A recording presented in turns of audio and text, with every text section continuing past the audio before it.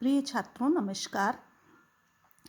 आज हम हितोपदेश मित्र लाभ के आगे के अंश का अध्ययन करेंगे।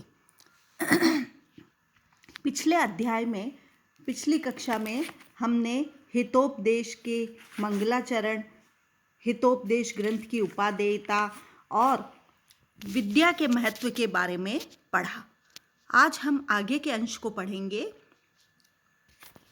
श्लोक संख्या 8 में कहा है, यन्नवे भाजने लग्नः संस्कारो नान्यथा भवेत् कथा छलेन बालानां नीतिस्तदिह कथ्यते, कि यत जिस कारण से नवे मन नूतन नए नए नवीन अपरिपक्व भाजने मन पात्र में, मिट्टी के घट आदि पात्र में लग्न है, अंकित किया गया या बनाया गया संस्कार है, रेखा आदि चिन्ह जो है, अन्यथा न भवेत विपरीत या विलीन न हो जाता है, तस्मात् कारणात् इस कारण से, अर्थात इसलिए, यह यहाँ इस ग्रंथ में कथा छलेन कुछ कल्पित कथाओं के बहाने से बालानाम बालकों को जो अल्पज्ञ होते हैं, संस्कृत भाषा में प्रवेश के लिए इच्छुक ऐसे बालकों के लिए नीति ही कथ्यते, नीति को कहा जा रहा है, अर्थात विष्णु शर्मा द्वारा नीति का उपदेश दिया जा रहा है। तो यहाँ नीति शतक, इस नीति ग्रंथ हितोपदेश की उपादेयता को स्पष्ट करते हुए कहा है कि वस्तुतः बालकों का निश्चल कोमल हृदय मिट्टी के कच्चे पात्र के समान होता है, जिस पर यदि पकने से पहले कोई चिन्ह बना दिया जाए तो वह फिर कभी नहीं हटता। उसी प्रकार बालकों के हृदय पर प्रथम अवस्था में जैसा भी संस्कार पड़ जाता है या जैसा संस्कार बना दिया जाता है, वह कभी नहीं मिटता। अतः बालकों को सद्व्यवहार एवं लोक नीति की शिक्षा प्रारंभ से ही देनी चाहिए, जिससे कि उनके हृदय पर इस नीति का प्रभाव आजन्म बना रहे, वे लोक व्यवहार में कुशल हो सके। और बच्चों की बुद्धि अधिक विकसित नहीं होती है, वे स्वभावतः कल्पित कहानियों को सुनने में रुचि लेते हैं। अतः यह विष्णु शर्मा काक कूर्म आदि की कल्पित कहानियां सुनाकर ही उन्हें लोक शिक्षा का व्यवहार देने का प्रयास कर रहे हैं।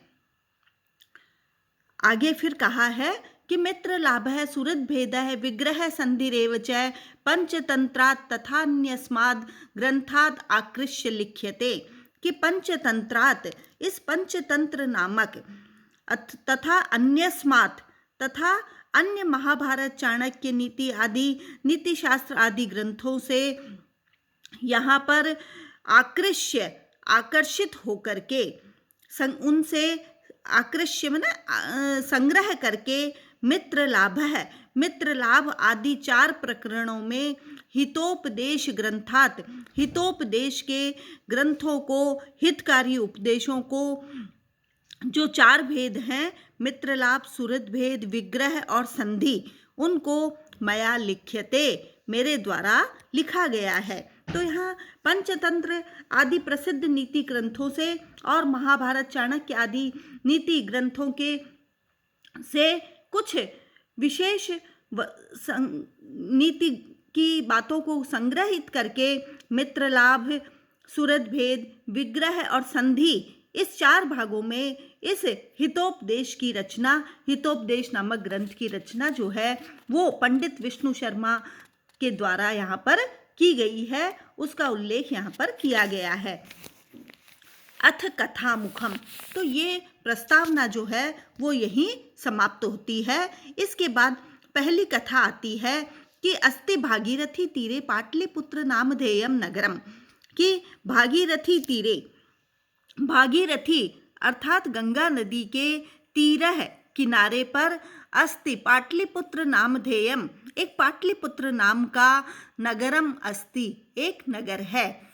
तत्र सर्व स्वामी गुणोपेत सुदर्शनो नाम नरपति आसीत, तत्र वहाँ पर सुदर्शन नाम नरपति, सुदर्शन नाम के नरपति मन राजा जो है वो सर्व स्वामी गुणोपेता है, अपने समस्त सर्वस्व स्वामी के गुणों से युक्त सुदर्शन नाम का एक नरपति राजा जो है वो आसीत रहता था।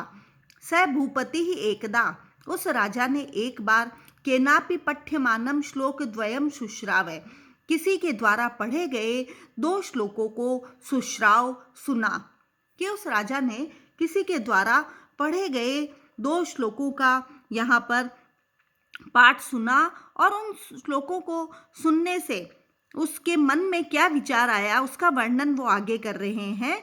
तो यहाँ नीति शास्त्र सभी प्रकार के संशयों का नाश करने वाला होता है और किस तरह से वह करता है उसका वर्णन यहाँ पर कहा गया है कि अनेक संशयोच्छेदी परोक्षार्थस्य दर्शनम सर्वस्व स्वालोचनम शास्त्रम यस्य नास्ति अंध एव सह। कि अनेक संशयोच्छेदी, अनेक प्रकार के संशय, धार्मिक, राजनीतिक, ऐतिहासिक, सामाजिक आदि अनेक प्रकार के संदेहों को नष्ट करने वाले, परोक्षार्थस्य अप्रत्याशित विषयों का अर्थात भूत, भविष्य और सूक्ष्म पदार्थों को देखने वाले, दिखलाने वाले अर्थात प्रत्यक्ष के समान यथार्थ ज्ञान देने वाले शास्त्रम, शास्त्र जो नीति शास्त्र हो सकते हैं, सर्वस्य लोचनाम, सभी लोगों के नेत्र अर्थात विशेष प्रकार के दिव्य नेत्र होते हैं। और यह नेत्र यस्य नास्ति, जिस पुरुष के पास नहीं है, सह अंध एव, वह अंधा ही होता है।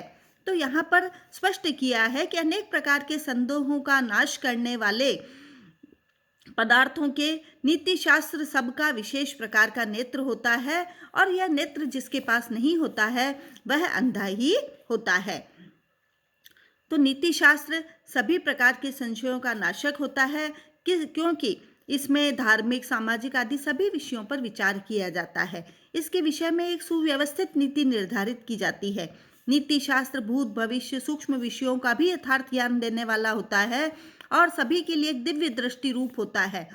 यह दिव्य दृष्टि रूपी शास्त्र जिसके पास नहीं है, जो नीति शास्त्र नहीं जानता है, वह अपने 2 नेत्र रखते हुए भी अंधे के समान ही होता है, क्योंकि वह नहीं जान पाता कि मुझे लोक में कब, कैसे और किसके साथ व्यवहार करना चाहिए। तो यह पहला श्लोक है जो उन्होंने सुना। और फिर दूसरा श्लोक जो उन्होंने सुना कि यौवनम धन संपत्ति प्रभुत्वम अविवेकिता एकैकम अपि अनर्थाय किमु यत्र चतुष्टयम। यौवनम, युवावस्था, यौवन अवस्था, धन संपत्ति ही, धन, ऐश्वर्य, प्रभुत्व, प्रभुता, आधिपत्य आदि जो है वो अविवेकिता, विवेक शून्यता या अज्ञानता, उचित अनुचित की ज्ञान शून्यता, एकेकम अपि, इन चारों में से एक एक भी, अनर्थाय, अनर्थ, नीति विरुद्ध कर्म के लिए होता है, यत्र चतुष्टयम, जहाँ ये चारों होते हैं, तत्र किमु, वहाँ क्या नहीं हो सकता। अर्थात युवावस्था, ऐश्वर्य आदि संपत्ति, प्रभुता और विवेक शून्यता, इन चारों में से प्रत्येक भी अनर्थ के लिए ही होता है। और जहाँ चारों रह रहे हो वहाँ तो कहना ही क्या है, अर्थात न जाने क्या क्या अनर्थ हो सकता है।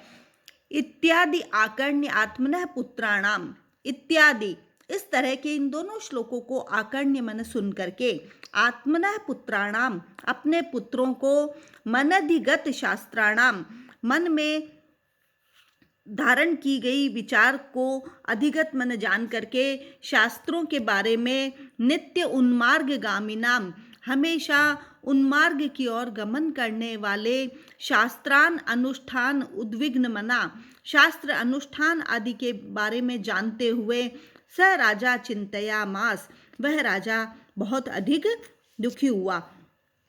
कि उक्त दोनों श्लोकों को सुनकर शास्त्रों का अध्ययन न करने वाले अर्थात उन्मार्गगामी अर्थात कुमार्ग पर चलने वाले, द्यूत क्रीड़ा आदि में आसक्त रहने वाले, अपने पुत्रों के शास्त्रों का अभ्यास न करने के कारण, शास्त्र विरुद्ध आचरण के कारण दुखी मन वाले होकर के उस राजा ने अपने पुत्रों के बारे में विचार किया और सोचने लगे कि मेरे पुत्र जो हैं, जो न तो शास्त्रों का अध्ययन करते हैं और न उन्मार्ग की ओर गमन कर रहे हैं, तो उनके बारे में राजा ने विचार करना प्रारंभ किया। वे कहते हैं कि को अर्थः पुत्रेण जातेन यो न विद्वान न धार्मिकः काणेन चक्षुषा किं वा चक्षुः पीडैव केवलम् अजात मृत मूर्खाणां वरमाद्यौ न चान्तिमः सुकृत दुख कराद आद्यावन्तिमस्तु पदे पदे। कि यह न विद्वान, जो न तो विद्वान है, न धार्मिक है, और जो न धर्म अर्थ आदि का पुरुषार्थ करने वाले नहीं है, ऐसे पुत्रेण जातेन, पुत्र से उत्पन्न कह अर्थ है, उत्पन्न पुत्रों से कह अर्थ है, क्या प्रयोजन सिद्ध हो सकता है। अर्थात ऐसा मूर्ख अधार्मिक पुत्र उत्पन्न होकर न तो अपने लिए ही, न माता पिता और समाज के लिए ही कुछ कर सकता है, अतः उसका जन्म लेना सर्वथा निरर्थक है। जिस प्रकार से काणेन चक्षुषा किंवा, काणी आँख से क्या लाभ है, अर्थात आँख होकर भी यदि वह काणी है तो उससे यदि नहीं देखा जा सकता तो उससे कोई लाभ नहीं होती है। केवलम चक्षु पीड़ा एव, केवल उससे नेत्र पीड़ा ही प्राप्त होती है। इसलिए अविद्वान और अधार्मिक पुत्र के उत्पन्न होने से कोई लाभ नहीं होता है। तो यहाँ पुत्र का विद्वान होना, धार्मिक होना बहुत अधिक आवश्यक बताया है। फिर कहा है अजात पुत्र मृत मूर्खाणाम, अजात न उत्पन्न हुए और उत्पन्न होकर के भी मृत मूर्खाणाम, मरे हुए और मूर्ख, इन 3 प्रकार के पुत्रों में आद्यौ, पहले 2 अर्थात अजात और मृत, वरम अच्छे होते हैं, न च अंतिमः, अंतिम अर्थात मूर्ख अच्छा नहीं होता है। आद्यौ पहले 2 तो सुकृत दुख करो, केवल एक बार दुख देने वाले होते हैं। अंतिमः तु पदे पदे, किंतु अंतिम मूर्ख तो पग पग पर आजीवन क्षण प्रति क्षण दुख देने वाला ही होता है। तो यहाँ 3 प्रकार के पुत्रों का वर्णन किया है। अजात, जो उत्पन्न ही ना हुआ हो, मृत, और उत्पन्न होकर के भी जो अजात है और मृत है, पुत्र नहीं हुआ है या होकर के मर गया है, ये दोनों अच्छे हैं, क्योंकि उनके न होने पर दुख की अनुभूति एक बार ही होती है। परंतु यदि मूर्ख पुत्र उत्पन्न हो जाता है तो वह प्रत्येक क्षण क्षण जीवन में आपको दुख को प्रदान करने वाला होता है। तो यहाँ राजा की अपने पुत्रों के प्रति चिंता जो है वो अभिव्यक्त की गई है। धन्यवाद।